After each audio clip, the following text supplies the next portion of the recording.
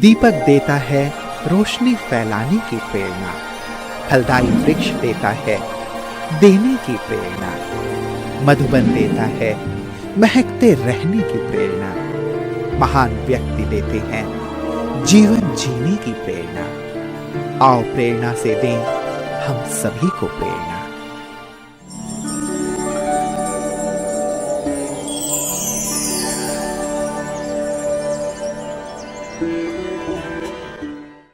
सुजानपुर टिहरा हिमाचल प्रदेश हमीरपुर जिले का एक नगर पंचायत है।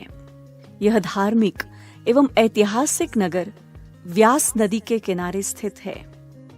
सुजानपुर टिहरा ब्रह्मा कुमारीज ईश्वरीय विश्वविद्यालय की मुख्य संचालिका है आदरणीय राजयोगिनी संतोष दीदी जी। आपका जन्म 1973 में हिमाचल प्रदेश के कांगड़ा जिले के थुरल में हुआ। बचपन से आप में भक्ति एवं वैराग्य की भावना थी। आप परोपकारिता, सहनशीलता, क्षमाशीलता और सबको आगे बढ़ाना आदि गुणों से भरपूर है। सत्य की खोज में आपको 1990 में पालमपुर से ईश्वरीय ज्ञान की प्राप्ति हुई। आपने पहली बार 1998 में संस्था के मुख्यालय माउंट आबू में अव्यक्त बाप दादा से ईश्वरीय मिलन मनाया। परमात्मा से प्रेरणा प्राप्त कर 2008 से आपने अपना जीवन ईश्वरीय सेवा में समर्पित किया। तब से आप 1 वर्ष पालनपुर में सेवा करने के पश्चात सन 2009 से सुजानपुर टिहरा में स्थायी रूप से ईश्वरीय सेवाएं प्रदान कर रही है। जन जन को ईश्वरीय संदेश देते हुए आपने अनेक कार्यक्रमों का आयोजन किया। वर्तमान समय दीदी जी के नेतृत्व में 200 से अधिक विद्यार्थी ज्ञान योग से अपना जीवन श्रेष्ठ बना रहे हैं।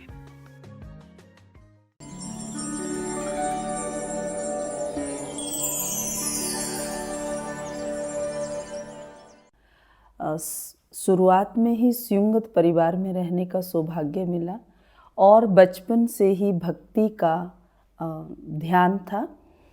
भक्ति खूब करते थे।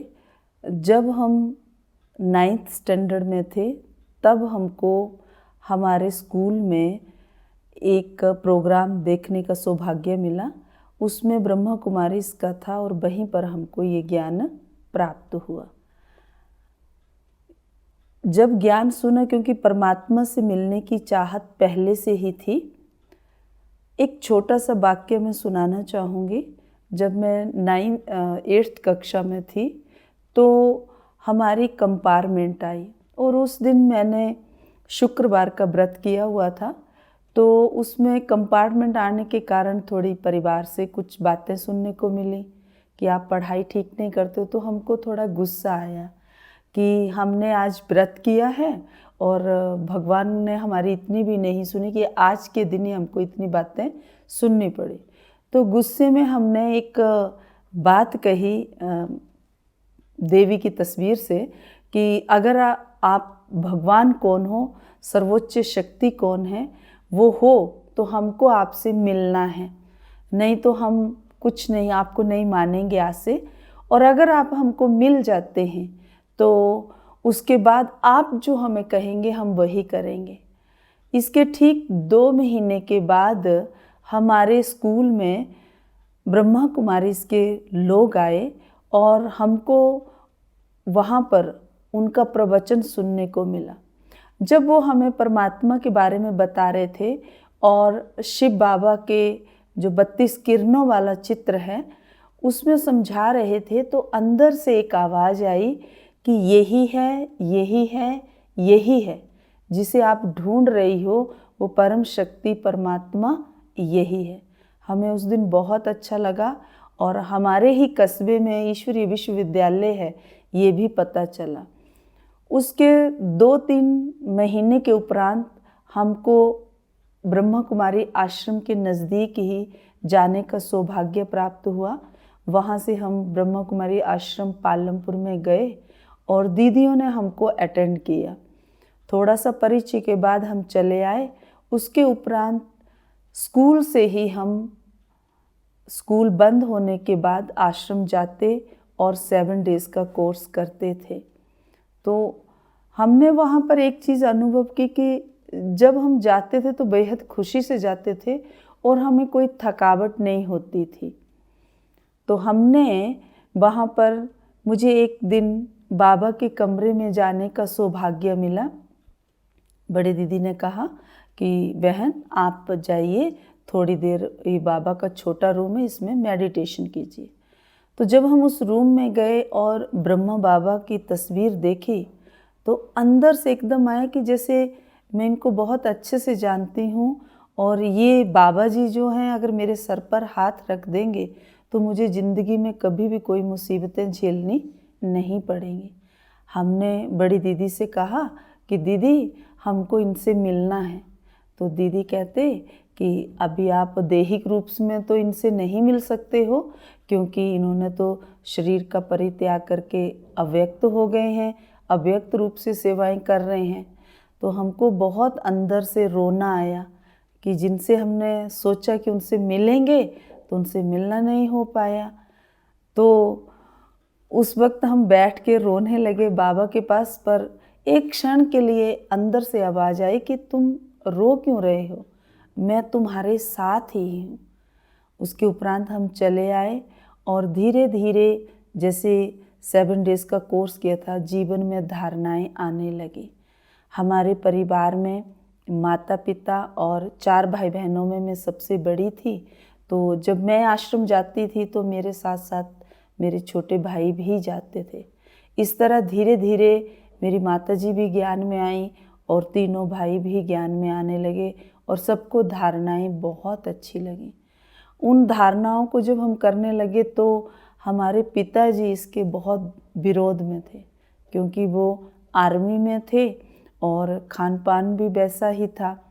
उस कारण से भी घर में कुछ विरोध होने लगे और इकलौती पुत्री होने के कारण वो नहीं चाहते थे कि मैं ऐसे कोई सन्यास का जीवन अपनाऊं या ऐसे किसी आश्रम में जाऊं। तो उनकी तरफ से शुरुआत से ही बहुत विरोध का सामना करना पड़ा।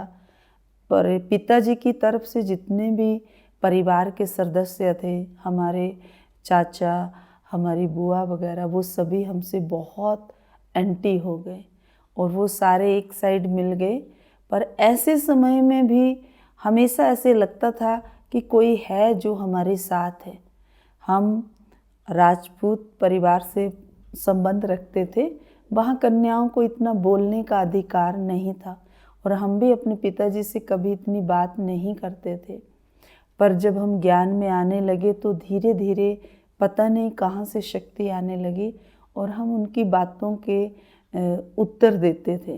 वो कुछ किसी बात के लिए मना करते थे तो हम उनको जवाब देते थे। तो कई बार हमने ऐसा अनुभव किया कि मैंने जो बात कही है वो मैं नहीं बोल रही हूँ, कोई और बोल रहा है, क्योंकि मैं तो ऐसी बात बोल ही नहीं सकती।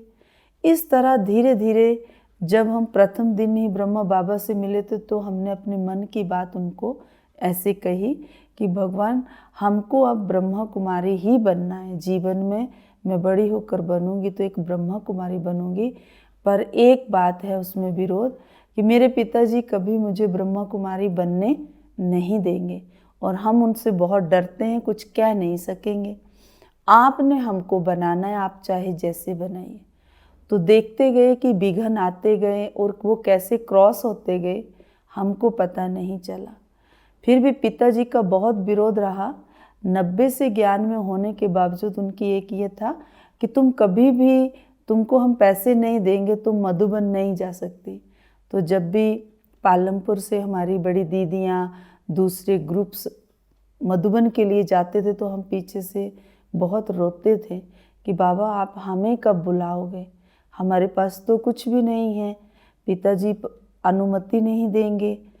तो रोते थे। पर देखा धीरे धीरे करके हमने अपने जेब खर्च जो हमको मिलता था उसको हमने इकट्ठा करना शुरू किया और सबसे पहले अपनी माता जी को, क्योंकि ब्रह्मा कुमारी संस्थान के बारे में हमारे हिमाचल में बहुत सारी भ्रांतियाँ थी कि वहाँ ऐसे कुछ काम होते हैं। इसलिए हमने सर्वप्रथम अपनी माता जी को भेजा कि आप जाइए और वहाँ जाकर देख के आइए, आपको कैसा लगता है। उनका अनुभव बहुत अच्छा था कि बहुत अच्छी जगह है और तुम वहाँ पर जा सकती हो। तो 98 में हमको मधुबन जाने का सौभाग्य मिला, बड़े भाइयों और दीदियों के साथ मिलने का सौभाग्य मिला। जब हम मधुबन के लिए यहाँ से निकले तो हमारी खुशी का कोई ठिकाना नहीं था कि आखिर हम उस परम पिता परमात्मा से मिलने जा रहे हैं जिस स्थान पर वो आए हुए हैं। तो उस खुशी का कोई वर्णन नहीं किया जा सकता। जब हम मधुबन की धरनी में पहुँचे तो वो प्रथम अनुभूति ऐसे थी कि जैसे हम बहुत काल के बिछड़े हुए अपने परिवार के बीच में आ गए हैं। जैसे यही मेरा घर है। वहाँ सब अपरिचित थे, पर ऐसा लग रहा था जैसे इन सफ़ेद वस्त्रधारी भाई बहनों से हमारा बहुत पहले का कोई संबंध है और हम इनको बहुत अच्छे से जानते हैं। तो वो अनुभव तो मधुबन में रहने का बहुत ही वंडरफुल रहा। वहाँ से बहुत सारी प्रेरणाएं लेकर आए और धीरे धीरे जो बाबा की श्रीमत है उसको अपने जीवन में धारण करते गए। जीवन में धारण करते करते बीच में बहुत ज़्यादा व्यवधान भी आ रहे थे, पर पता नहीं बाबा कैसे मदद करते थे। हमेशा ऐसा लगता था जैसे बाबा का सर पर हाथ है। जो मैंने उनसे वादा किया था, जैसे लगता था बाबा वो वादा निभा रहे हैं। मैं एक वृत्तांत सुनाना चाहूँगी। एक बार 93 या 94 में दादी चंद्रमणि जी पालमपुर आई थी और हमारे पिताजी भी उस समय घर में ही थे और हमें दीदी ने कहा था कि तुमको आना है, दादी जी भट्टी करवाने हैं। और शायद मेरे जीवन का ये पहला सौभाग्य था जब मधुबन के किसी आदि रत्न से मिलने का सौभाग्य प्राप्त हुआ था। तो हम किसी भी कीमत पर जाना चाहते थे। पिताजी से अनुमति ली तो उन्होंने मना कर दिया। उनके मना करने के बावजूद भी हमने कहा कि पिताजी, हमने आपसे अनुमति लेनी थी, हमने अनुमति ली, आपने दी नहीं, पर हमको जाना है। तो गुस्से में आकर उन्होंने मुझे बहुत जोर का एक चांटा मारा कि तुम ऐसे कैसे कर सकती हो जब मैं मना कर रहा हूँ। तो हमें ऐसे महसूस हुआ, क्योंकि बचपन में मार तो हमने उनसे पहले भी खाई थी। मुझे ऐसे लगा जैसे उन्होंने जो मुझे चांटा मारा है और मेरे गाल के बीच में कोई चीज़ है, वो चांटा मुझे नहीं लगा। और मैं उनके विरोध के बावजूद भी चली गई, दादी से मिली, उनकी खूब बातें सुनी, धारणाओं पर उनकी बहुत सुंदर क्लास थी और जीवन का निर्णय तो पहले ही हो गया था, वो और भी पक्का हो गया। पर जब प्रोग्राम ख़त्म हुआ तो हमको डर लगने लगा कि अब घर कैसे जाएंगे, पिताजी क्या कहेंगे। पर अंदर से एक आवाज़ आ रही थी कि तुम घर चलो, जो होगा वो देखा जाएगा। हम चुपचाप अपने घर आए तो चुप रहे, देखा तो पिताजी भी शांत थे और कोई ऐसी बात नहीं। इस तरह से जीवन में बहुत कुछ परमात्मा की अनुभूतियाँ की। पर हमारे पिताजी की शर्त थी, पहले तो वो वैसे ही बहुत ज़्यादा व्यवधान डाल रहे थे, फिर उनका था कि आपको किसी आश्रम में नहीं जाना है, आप घर में रहकर ही ये सेवाएं करें। काफ़ी परीक्षाएं आती रहीं, घर में रहकर सेंटर पर जाना, सेवाओं में सहयोगी बनना, ये सब चलता रहा। बाबा की खूब अव्यक्त मदद का और अव्यक्त पालना का अनुभव किया। हम बहुत बार बाबा से कहे, बाबा हम तो आपसे मिल नहीं पाते हैं, अव्यक्त बाप दादा से भी कैसे मिलेंगे, दादियों से भी मिलना नहीं हो पाता है। पर हमेशा महसूस किया कि सर पर एक हाथ है जो सदैव हमको सही दिशा की ओर ले जा रहे हैं।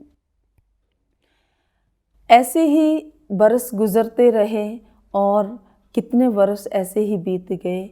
2006 में मुझसे छोटे भाई की शादी हुई और तब हमने बुटीक भी खोला था, एक दुकान। जो पिताजी कहते थे कि आपको आश्रम नहीं जाना है, आप कुछ करिए और यहीं से रहकर जो भी आपको सेवा करनी है वो करिए, पर आश्रम नहीं जाएंगे। 2006 में जब भाई की शादी हुई, उसके 1 साल के बाद पालमपुर के कुछ भाइयों का ये संकल्प था कि बहन जी, जब आपको शादी भी नहीं करनी है, ज्ञान में चलना है, तो क्यों नहीं आप थोड़ा हिम्मत करते और आप सेंटर आ जाइए। तो उनके उस अनुरोध में और भी बल मिला और इस तरह से पिताजी से परमिशन ली। वो परमिशन देने को तो तैयार नहीं थे, पर माताजी के समझाने और भाई के समझाने से वो इस चीज़ के लिए सहमत हुए कि ठीक है। तब हमारा 2008 में पालमपुर सेंटर आना हुआ। पर मेरी पहली एक शर्त थी, क्योंकि उम्र भी बहुत हो गई थी, पर फिर भी एक संकल्प था कि अगर मुझे ब्रह्मा कुमारी टीचर बनना है तो मुझे इस विश्वविद्यालय की जो टीचर ट्रेनिंग की जाती है वो मुझे करनी है। तो 2008 में हमने दादी प्रकाशमणि टीचर ट्रेनिंग में हॉल में वो ट्रेनिंग संपन्न की और उसके बाद सीधे सेवा स्थान पर आ गए। सेवा स्थान पर आने के बाद हम सेवाओं में जुट गए। भाई बहनों के सहयोग से कुछ और भी बहनें निकली, तो भाई बहनों ने अन्य अन्य स्थानों पर सेवा केंद्र खोले। इस तरह बहनों को इधर उधर भेज दिया। हमें भी 2009 में सुजानपुर सेवा स्थान पर आने का सौभाग्य मिला और जब सेवा स्थान में आए तो वहाँ पर नई नई अनुभूतियाँ हुई। बाबा से धारणाओं में यही रहा कि बाबा से टू मच प्यार था कि बाबा ने जो कहा है मुझे जीवन में वही करना है। तो वो करते रहे और देखते रहे कि बाबा की मदद भी कदम कदम पर मिलती रहे।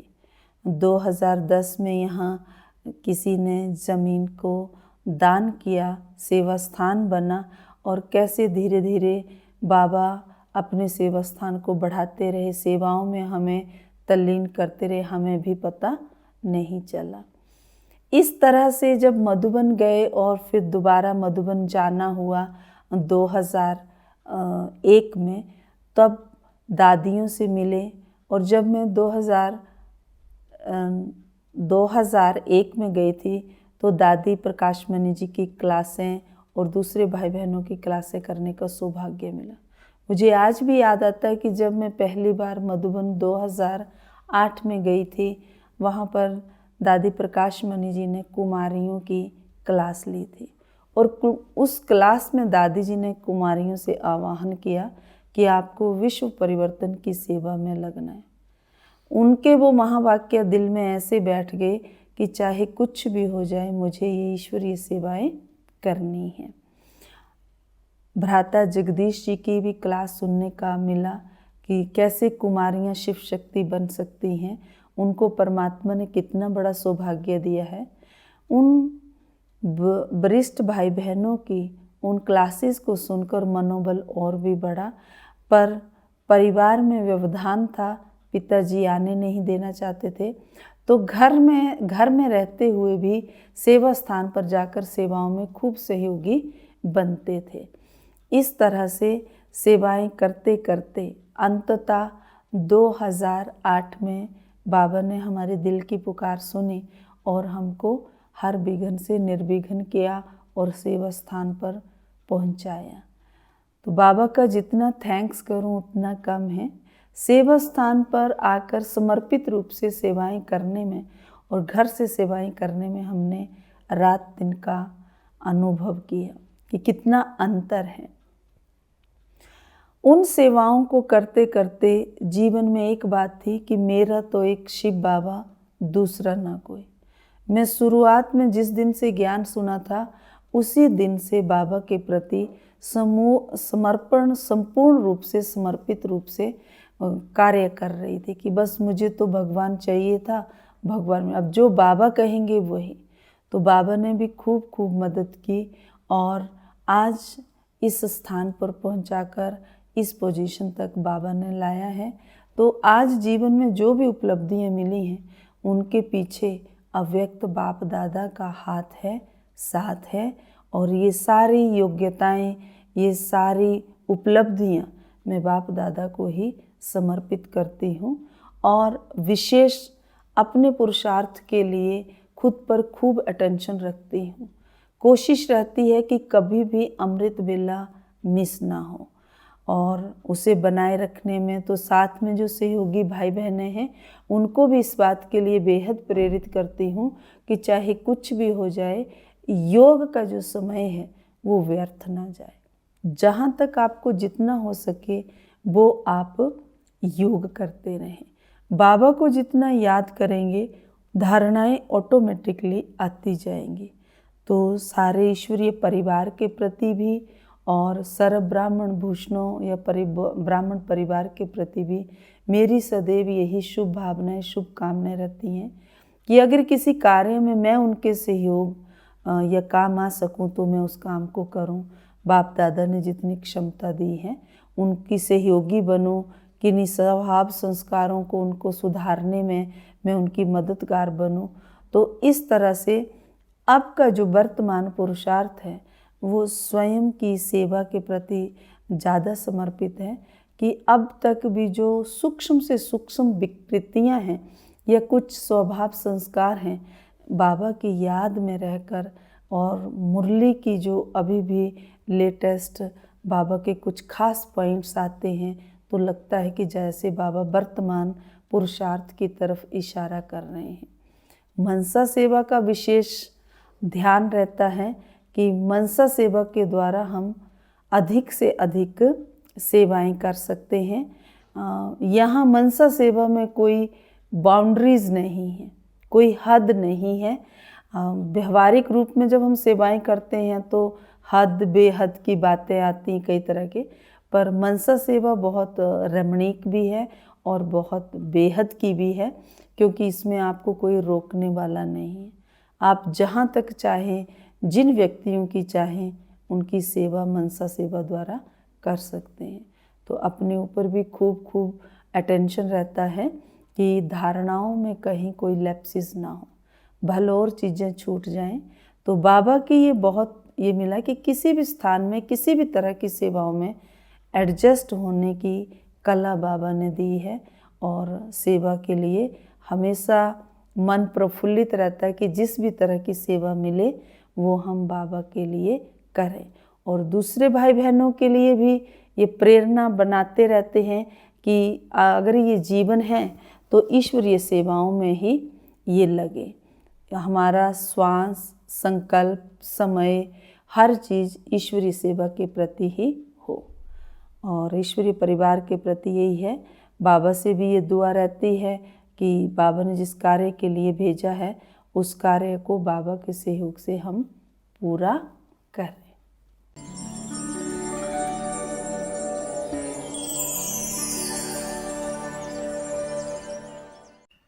लगभग 6 साल पहले हुई थी। जीवन का बड़ा कठिन दौर था और मुझे एक अच्छे टीचर, मार्गदर्शक की ज़रूरत थी। और अचानक ही मुलाकात हुई। लौकिक घर जो कि एक सेवा केंद्र है, वहीं मुलाकात हुई थी। और जब से वो मिली तब से जीवन में अभूतपूर्व परिवर्तन आया। वो मेरे लिए टीचर भी हैं, तो माँ भी हैं, तो बड़े भाई भी हैं। लवफुल तो हैं ही, लॉफुल भी। और जितनी गंभीर भी हैं उतनी रमणीक भी हैं। और जितना वो इन्जॉय करती हैं बीके लाइफ, उतना ही हार्ड टास्क मास्टर भी हैं। उनके साथ रह के लाइफ बहुत डिसिप्लिन्ड हो गई। और बुद्धि में एक चीज़ तो उन्होंने बैठा ही दिया कि ये ब्राह्मण जीवन जो मिला है इसे सफल करना है। सफल तभी होगा जब देवता बनेंगे। जिस जीवन से हमने बहुत कुछ सीखा, क्योंकि जिस जैसी इनकी निर्माणता है, कुशलता है, महानता है, हमने बहुत कुछ इनसे सीखा। कई बार हमें ये कुछ कहती भी थी तो हमने उसको सही ढंग से माना और अपने जीवन में धारण किया। जैसे मैंने पढ़ाई पूरी की, उसके बाद मैं दीदी के साथ रही और उनके अंदर जो जो गुण है उनको अपने जीवन में धारण किया। दूसरों को माफ़ कैसे करना है, प्रेम से कैसे चलाना है, संगठन में कैसे रहना है, एक दूसरे के साथ संस्कार से संस्कार मिलाकर कैसे चलना है, और सारी चीज़ें दीदी से हमने सीखी। और कैसे सामने वाला है कैसे हम उसको प्रेम से चला सकते हैं वो भी सीखा उनसे। और कैसे हम दूसरों को आगे बढ़ाएं वो चीज़ भी हमने दीदी से सीखी। और दीदी जो है वो बहुत निर्माणचित है, निरंकारी है और हर चीज़ जो बोलते हैं वो वैसा करते भी हैं। दीदी के अंदर हमने ये देखा कि ये अथक परिश्रम करती हैं और कभी ये घबराती नहीं है, कितना भी कष्ट आए और शांत चित्त रहती हैं। तो हमने भी उनसे यही प्रेरणा ली कि कुछ भी तूफान आ जाए लेकिन हमें घबराना नहीं है और बाप का साथ नहीं छोड़ना है और अपने पथ पर चलते रहना है। दीदी की विशेषता है कि वो गंभीर और रमणीक है और गंभीरता के कारण कोई भी स्टूडेंट उनके आगे फालतू बात नहीं करता है और ना ही कोई किसी की बुराई दीदी के सामने कर सकता है। और रमणीकता के कारण दीदी से हर हम बात खुलकर करते थे। जो भी हमें मुश्किल आती तो हम दीदी से पूछते और उनका सलूशन दीदी हमें देते हैं। मुझे ये ज्ञान बहुत अच्छा लगा। 4-5 साल से इस ज्ञान में चल रही हूँ और यहाँ पर मुझे बहुत कुछ सीखने को मिला। दीदी जी ने भी बहुत कुछ सिखाया। उन्होंने हमेशा यही कहा कि कोई भी आपके प्रति कैसा भी व्यवहार करे, आप हमेशा उनके प्रति अच्छा ही सोचना और उनके प्रति अच्छा ही व्यवहार करना और उनके प्रति हमेशा शुभ भावनाएं रखना।